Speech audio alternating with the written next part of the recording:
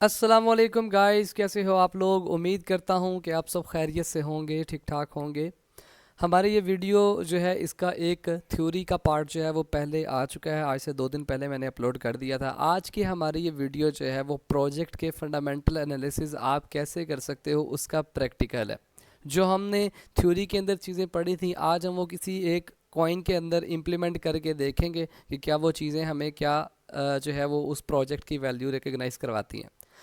सबसे पहले हमने चीज़ पढ़ी थी कि वैल्यू, प्रोजेक्ट की वैल्यू आपने जो है वो देखनी है।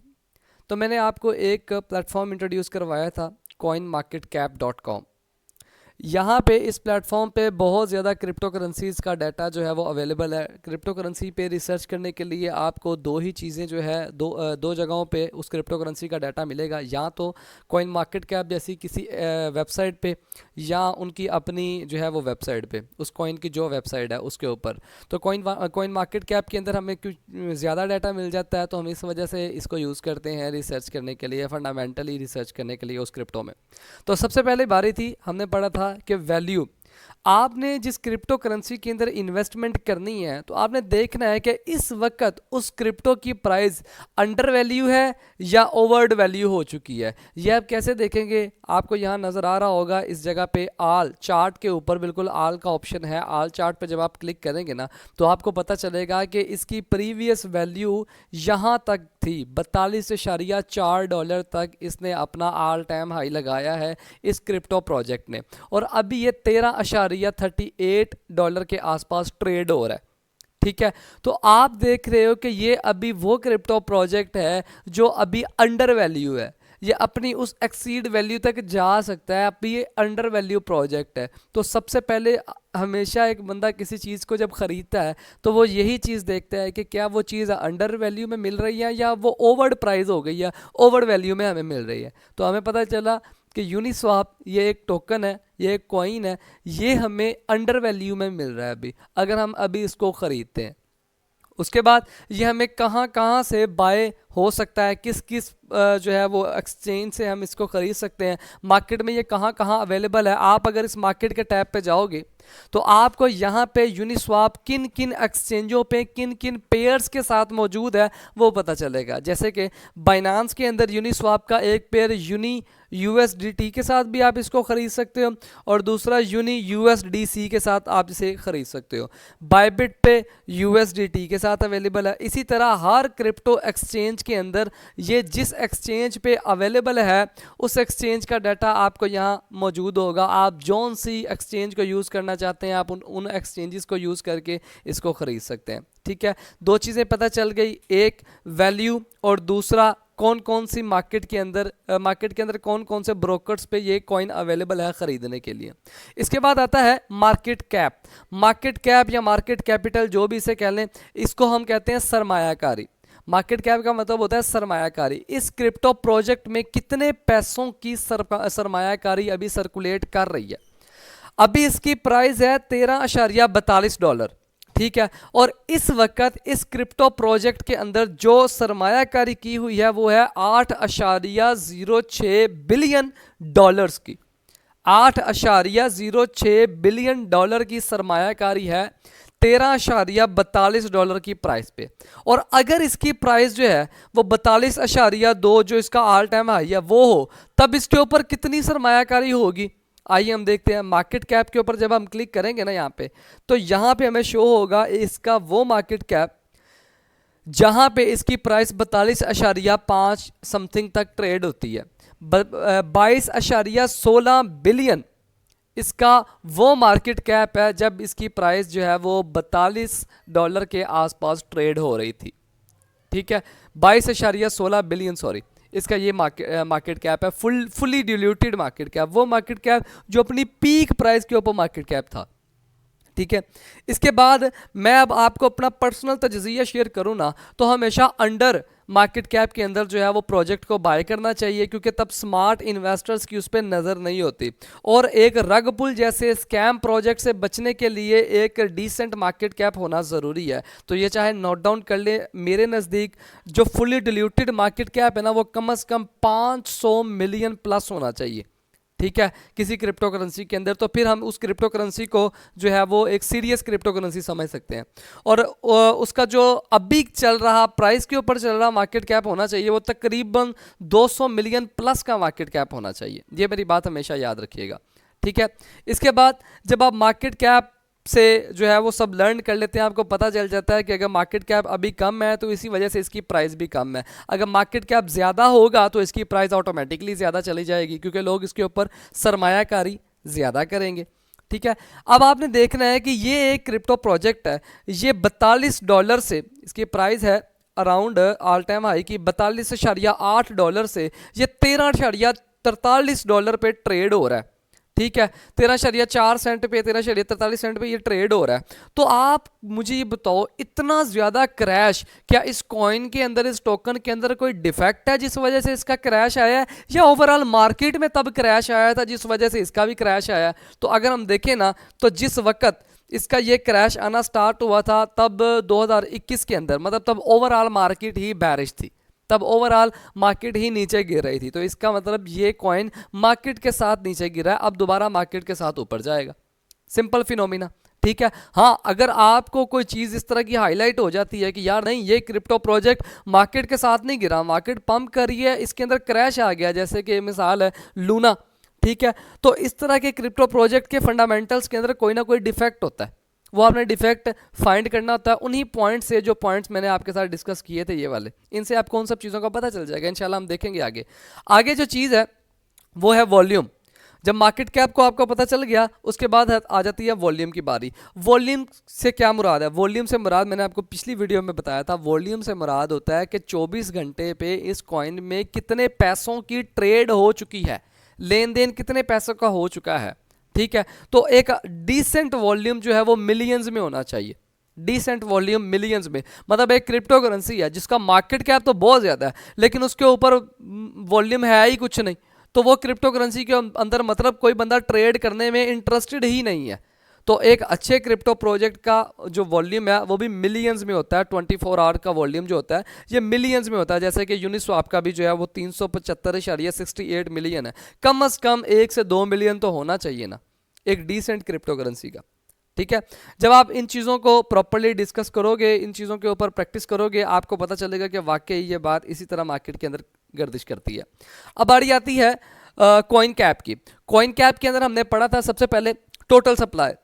आपने देखना है कि इस कॉइन की टोटल सप्लाई कितनी है, 1 बिलियन, ठीक है। कुछ क्रिप्टो करेंसीज ऐसी हैं जिनकी टोटल सप्लाई जो है वो 100 बिलियन के अराउंड है। मतलब जितनी ज़्यादा क्रिप्टो की प्राइस होगी, मैं इसकी एक छोटी सी मिसाल देता हूँ। अगर हमारे पास पाकिस्तान में हर बच्चे के पास जो है वो 5,000 की नोटों की गड्डियाँ आम फिर रही हो, तो हमारे पाकिस्तान के रवायती पैसे की क्या वैल्यू रह जाएगी? हमारा पाकिस्तान क्या रवायती पैसा बच्चे बच्चे के पास अवेलेबल हो तो क्या प्राइस रह जाएगी? कुछ भी नहीं। जैसे कि ईरान के अंदर है, ठीक है, ईरान के अंदर जो उनकी करेंसी है वो तो मेरे ख्याल 1000 के लाखों का उनका एक नोट बनता है, एक नोट के अंदर उनके लाखों रुपया आ जाता है, उनकी कोई वैल्यू नहीं है, ठीक है। तो इसलिए एक डिसेंट सप्लाई होनी चाहिए, डिसेंट सप्लाई होना बहुत ज़्यादा ज़रूरी है। 1 बिलियन की सप्लाई भी डिसेंट आप इसे समझ सकते हो, क्योंकि इन क्रिप्टो के अंदर जो है वो पोटेंशियल अच्छा है, ये एक अच्छा विजन लेके आए हैं। वो विजन क्या है इनका वो हम आगे डिस्कस करते हैं। 1 बिलियन की इनकी सप्लाई है, और ये जो सप्लाई की हम बात कर रहे हैं ना, इससे मुराद है कि टोटल कितने क्रिप्टो कॉइन इस दुनिया में एग्जिस्ट कर रहे हैं। ये वाले यूनिस्वाप के कितने कॉइन है, इन्होंने बताया अभी 1 बिलियन यूनिक टोकन जो है वो इस दुनिया में अवेलेबल है।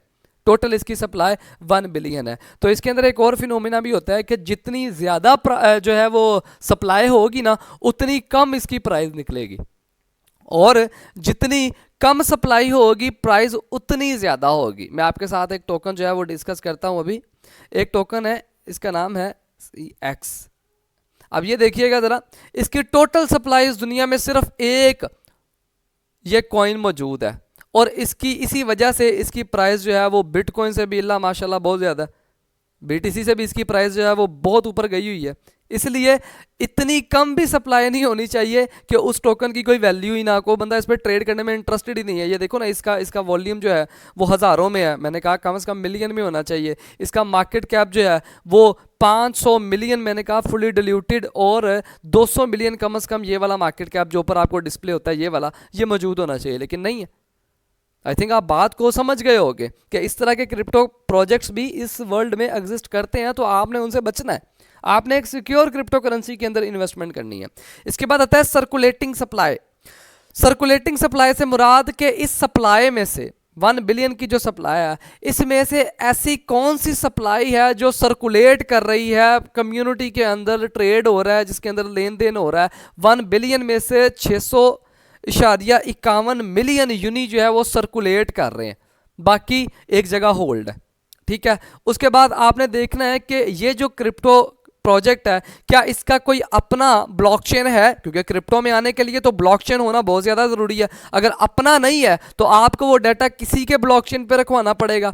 अगर तो आपका अपना ब्लॉकचेन है तो आप कहलाओगे कॉइन, और अगर आप किसी के ब्लॉकचेन पे फी दे के अपने ट्रांजैक्शंस का डाटा रखवा रहे हो तो आप कहलाओगे टोकन।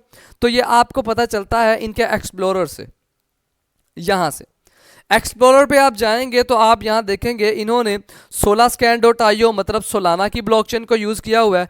etherscan.io मींस ईथर की ब्लॉकचेन को, nearblocks.io नियर की, BSC स्कैन, hico.com मतलब इनका अपना, यूनिस्वाप की अपनी कोई ब्लॉकचेन नहीं है, ये एक टोकन है, ठीक है। आपको मेरा ख्याल है इस बात की समझ आ गई होगी कि मैंने क्या चीज़ कही है।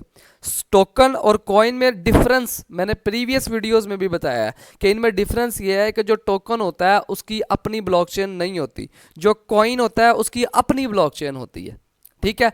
अब इसने अपना डाटा रखवाया है तो आपने जाके इन सप्लाई में से बाकी होल्डर्स को चेक करना है कि यार होल्डर्स जो हैं वो 600.51 मिलियन होल्ड जो सप्लाई मार्केट में सर्कुलेट कर रही है, बाकी कहाँ है, ठीक है। आप यहाँ जाओ, जिस मर्जी एक्सप्लोरर पे जाके चेक कर लो। हम ईथर को यूज़ कर लेते हैं जी। etherscan.io के ऊपर हम गए, वहाँ जाके हमने इसी एक्सप्लोरर से डायरेक्ट, अगर आप चाहें तो इनका ये कॉन्टैक्ट एड्रेस भी कॉपी पेस्ट करके इथीरियम पे यहाँ जाके पेस्ट करके इनका डाटा ले सकते हैं। और यहाँ आप चाहें तो आप डायरेक्ट एक्सप्लोरर में जाएं, etherscan.io पे क्लिक करें, आपको जो है वो इनका डाटा सामने डिस्प्ले होगा। अब यहाँ पे इनकी ट्रांजैक्शंस का डाटा हमें मिल रहा है। 9 सेकंड पहले ये ट्रांजैक्शन इस ब्लॉक के अंदर हुई, 45 सेकंड पहले ये ट्रांजैक्शन इस ब्लॉक के अंदर हुई, ठीक है जी। ये सारे का सारा ट्रांजैक्शंस का डाटा है। अब आपने चेक करना है होल्डर्स, तो ये इस जो है वो टैब के अंदर आएंगे, यहाँ पे आपको होल्डर्स का पता चल जाएगा। जैसे कि हमें पता चल रहा है भाई कि वाओ 39.9482% जो कि इतने वैल्यू के यूनिट टोकन बनते हैं और इतनी क्वांटिटी बनती है वो इस एक वॉलेट के अंदर मौजूद है। मेरा ख्याल आपको बात समझ आ गई होगी होल्डर्स हम कैसे चेक कर सकते हैं। इसके बाद बाइनांस 28 नामी एक वॉलेट है जिसके अंदर टोटल इतने यूनिट टोकन्स मौजूद हैं जो कि टोटल सप्लाई 1 बिलियन सप्लाई का 2.8944% बनता है और जिनकी वैल्यू इतनी है, ठीक है। अब आपने देखना है कि यार ज्यादा सप्लाई होल्डर्स के पास है या ज्यादा सप्लाई मार्केट में सर्कुलेट कर रही है। तो हम देख रहे हैं कि यहाँ पे पहले 8 वॉलेट्स ऐसे हैं जिनके पास ज़्यादा सप्लाई है। इट मीन्स हम ये इमेजिन कर लेते हैं कि 8 वॉलेट्स क्या एक ही बंदे के हैं। हम देख रहे हैं कि नहीं, ये एक बंदे के नहीं है, ये तो यूनिस्वाप का वो वॉलेट है जो टाइम लॉक हुआ है। ये बाइनांस का, ये एक एक्सचेंज का है, वो भी फ्रॉड नहीं करते, OKX का है। मीन्स इसमें से कुछ ही बड़े जो है वो होल्डर्स हैं, बाकी ब्रोकर्स के हैं या उनके अपने खुद के हैं जो मे बी उन्होंने टाइम लॉक किए हैं, एयर ड्रॉप किया होगा, इसके लिए उन्होंने टाइम लॉक किए होंगे, ठीक है। ये इन चीज़ों को मैं डिस्कस कर रहा हूँ आपके साथ कि आपने होल्डर्स को चेक करके भी ये अपना माइंड सेट करना है कि ज़्यादा होल्डिंग जो है वो इस कॉइन की 10-15 वॉलेट के अंदर नहीं होनी चाहिए, ठीक है। वो एक ही बंदा हो सकता है जिसके 10-15 वॉलेट हो और वो कभी भी क्रैश करवा के उस कॉइन को सप्लाई जो है वो मार्केट में फेंक के भाग सकता है। ज़्यादा सप्लाई जो है ना वो मार्केट के अंदर सर्कुलेट कर रही होनी चाहिए। आई थिंक आपको बात समझ आ गई होगी। जब आप होल्डर्स को चेक करोगे आपको सर्कुलेटिंग सप्लाई के अंदर और टोटल सप्लाई के अंदर डिफरेंस ऑटोमेटिकली पता चल जाएगा। इसके बाद आ जाता है मैक्स सप्लाई। अब मैक्स सप्लाई से आपको ये पता चलता है कि क्या ये क्रिप्टो करेंसी जो है ये एक अनलिमिटेड क्रिप्टो करेंसी है या ये एक लिमिटेड क्रिप्टो करेंसी। अगर हम यूनिस्वैप की बात करें तो इन्होंने अभी ये डिक्लेयर ही नहीं किया, अगर तो डिक्लेयर किया होता तो यहाँ इन्फिनिटी का साइन होता। इट मीन्स इन्होंने अभी अपनी मैक्स सप्लाई हिडन रखी है, ये और सप्लाई बढ़ा सकते हैं, ठीक है, लेकिन एग्जैक्ट नहीं बताई हुई कि ये और कितनी सप्लाई बनाएंगे। तो ये चीज़ एक नेगेटिव इम्पैक्ट डालती है। इनको चाहिए कि ये जो है वो हमें बताएं कि यूनिस्वैप के और कितने टोकन जो है वो ये बनाएंगे, ठीक है। इसके बाद आ जाता है जब आप total supply, circulating supply, max supply पे बिल्कुल क्लियर हो जाओ, देन आता है इस क्रिप्टो प्रोजेक्ट के अंदर टीम कौन सी इन्वॉल्व है। आपने उस टीम के ऊपर लाजमी रिसर्च करनी है। अब इसके लिए दो तरीके हैं, या तो आप इनकी वेब पे जाएं, ठीक है, यहाँ जाके इनके अंदर मेरा ख्याल आई थिंक इनकी 2 वेब्स हैं, हाँ 2 वेबसाइट हैं, 2 वेबसाइट्स पे जाएं, जाके यहाँ से आप फाइंड करें। ये तो एक स्वैपिंग के इंटरफेस बनाया हुआ है इन्होंने, एग्जैक्टली अब यहाँ तो आपको यहाँ से पता चलेगा इनकी जो है वो टीम का। अगर यहाँ से आपको पता नहीं चल रहा तो मैं आपको ना एक प्लेटफॉर्म इंट्रोड्यूस करवाता हूँ, cryptorank.io। ये एक प्लेटफॉर्म है जिसके अंदर आप जाके उसी कॉइन को सर्च करेंगे ना, UNI यूनिस्वैप ये वाला, तो आपको एक टैब मिलेगा टीम का। यहां जाएंगे ना तो आपको पता चल जाएगा कि इसकी टीम में कौन कौन बंदे जो है वो थे। इसके टीम में एक ये बंदा था, एक ये जो है वो खवातीन थी और एक ये शख्स था। अब आपने इनके यहाँ से सोशल मीडिया पकड़ दें और सोशल मीडिया पकड़ के देखना है कि ये किस तरह के लोग हैं। क्या इन्होंने पहले किसी क्रिप्टो प्रोजेक्ट को टीम के अंदर रह के बनाया है या इनका ये पहला प्रोजेक्ट है। ज़्यादातर क्रिप्टो प्रोजेक्ट में जो है वो एक्सपीरियंसेबल पर्सनस ही आते हैं, लेकिन एक्सपीरियंसेबल पर्सनस आते हैं तो वो ज़रा ट्रस्टेड बन जाता है, और अगर ये न्यू है तो इनके ऊपर ट्रस्ट ज़रा करना मुश्किल है, ठीक है। तो ये सब चीज़ें आपको इनके सोशल मीडिया से जाके पता चलेगी, जिनके लिंक्स आपको इनके नीचे ही मिल जाएंगे। यहाँ पे लिंक्डइन का, टेलीग्राम का, और यहाँ पे इस बंदे का तो रेडिट का भी दिया हुआ है, ठीक है। जब आप यहाँ पे कंप्लीट रिसर्च कर लें अपनी टीम के ऊपर कि टीम जिसने ये बनाया प्रोजेक्ट ये ट्रस्टेड टीम है, ये कोई रग पुल जैसी चीज़ों में इन्वॉल्व नहीं है। अब रग पुल या स्कैम, रग पुल का मतलब भी स्कैम ही होता है, ठीक है, इस तरह की चीज़ों में अवेलेबल नहीं है, तो आप इसके ऊपर एक ट्रस्ट का एक और पॉइंट बिल्ड कर सकते हो, ठीक है। इसके बाद आ जाता है इसके फंडर्स कौन से हैं, कौन से ऐसे लोग हैं जिन्होंने यूनिस्वैप के ऊपर फंडिंग की है, जिस वजह से ये क्रिप्टो कॉइन जो है वो बढ़ा है, ये क्रिप्टो कॉइन जो है वो सरवाइव किया। फंड राइजिंग वाले टैब में जाएंगे तो यहाँ जाके आपको उन फंडर्स का भी पता चल जाएगा, जैसे कि, और ड्यूरेशन का भी पता चल जाएगा। या तो आप फंड राइजिंग के टैब में जाके पता करें या ओवरव्यू में जाएं, यहाँ पे भी यहाँ लिखा होगा देखें फंड्स एंड बैकर्स, किन बैकर्स ने इनको फंडिंग की है। इनके अंदर यूनिस्वैप के इन्वेस्टर्स, पॉलीचेन, उसके बाद ये कॉइनबेस, पैराडिम, ये सारे के सारे इसके बैकर्स हैं जिन्होंने इनको फंडिंग की है। और फंडिंग टोटल इनकी 176 मिलियन की फंडिंग हुई है, जिससे वैल्यूएशन $1.66 बिलियन की वैल्यूएशन मिली है इस क्रिप्टो प्रोजेक्ट को। तो वाह, कितनी ज़्यादा वैल्यूएशन मिल गई है इनको, कमाल हो गया, ठीक है। तो इनके फंडर भी कोई छोटे बंदे नहीं है। जैसे ये कॉइनबेस की अपनी एक एक्सचेंज है, जैसे बाइनांस है, लेकिन वो जो है वो हमारे इन एशियन कंट्री के अंदर नहीं चलती, वो ज़्यादा यूएस के अंदर ही चलती है, ठीक है। इसके बाद आपने नेक्स्ट चीज़ देखनी है कि ये कौन सी टेक्नोलॉजी लेके आए हैं। अगर आप कॉइन मार्केट कैप के अंदर टैब्स में जाओ ना, यहाँ टैग्स के ऑप्शन पे, तो आपको यहाँ से भी पता चल जाएगा ये कौन सी टेक्नोलॉजी लेके आए हैं। आप इनके बारे में पढ़ लो अबाउट सेशन में जाके, यहाँ से भी आपको पता चल जाएगा। जैसे कि यहाँ ये कह रहे हैं कि हम यूनिस्वैप नामी एक पॉपुलर लेकिन डिसेंट्रलाइज ट्रेडिंग प्रोटोकॉल, एक एक्सचेंज ऐसी लेके आए हैं जो कि डिसेंट्रलाइज होगी, जिसका नाम यूनिस्वैप होगा, जिसको कोई एक बंदा जो है वो कंट्रोल नहीं कर सकेगा, जिसके अंदर ऑटोमेटिक मार्केट मतलब AMM मतलब कह लो कि मार्केट ऑर्डर को से एग्जीक्यूट करने का आपको जो है वो हम देंगे ऑप्शन, ठीक है।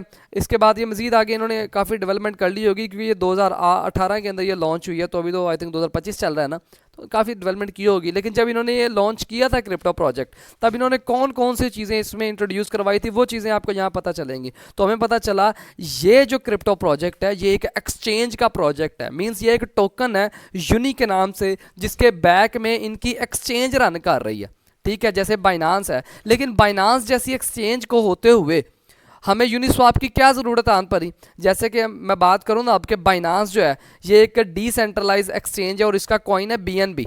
बाइनांस के कॉइन का नाम है BNB। अब यहाँ देखेंगे ना, ये वाला centralise exchange token, BNB is a centralise exchange token, लेकिन यूनिस्वाप एक डिसेंट्रलाइज एक्सचेंज टोकन, मतलब जिसको कोई सेंट्रल अथॉरिटी कंट्रोल ना कर पाए, जो बिल्कुल सिक्योर हो, जिसके अंदर आपका फंड आपके अपने पास हो, आपका फंड किसी लॉकर में ना रखा हो, वो लॉकर हैक हो गया तो ठीक है, इसके अंदर हैकिंग के चांसेस जीरो हो जाते हैं।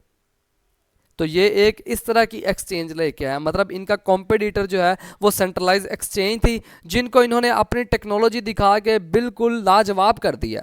इसके बाद मोस्ट इंपॉर्टेंट चीज़ जो है वो आता है सोशल मीडिया।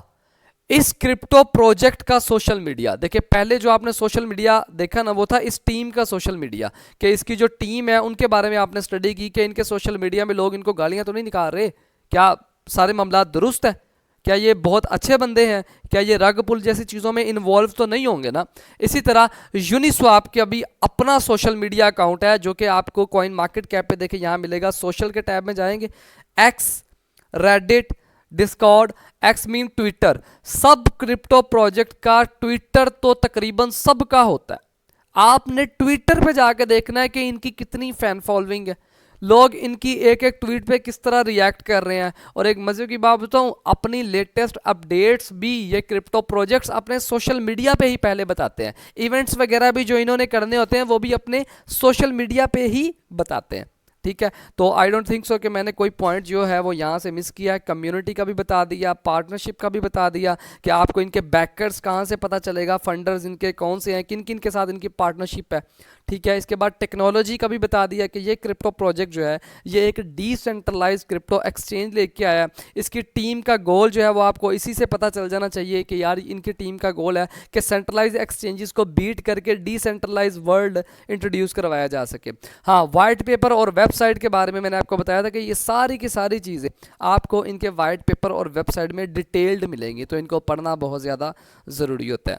ठीक है, आज की वीडियो हमारी यहीं तक थी। उम्मीद करता हूँ मेरी ये वीडियो आपके लिए काफ़ी ज़्यादा नॉलेज का बायस बनी होगी, और इसी तरह की मज़ीद वीडियोस अगर आपको चाहिए तो बराए मेहरबानी मेरा ये चैनल जो है ये सब्सक्राइब कर लें, इसको लाइक करें इस वीडियो को, और बेल आइकन को भी लाजमी दबाएं, और कमेंट लाजमी किया करें आपको अगली वीडियो किस टॉपिक के ऊपर चाहिए, ताकि हम कोशिश करें कि उन टॉपिक के ऊपर एक वीडियो बना दें या शॉर्ट्स रील वगैरह बना के उन वीडियो को एक्सप्लेन करके हम अपने इसी सोशल मीडिया के ऊपर यूट्यूब के ऊपर जो है वो अपडेट रखें।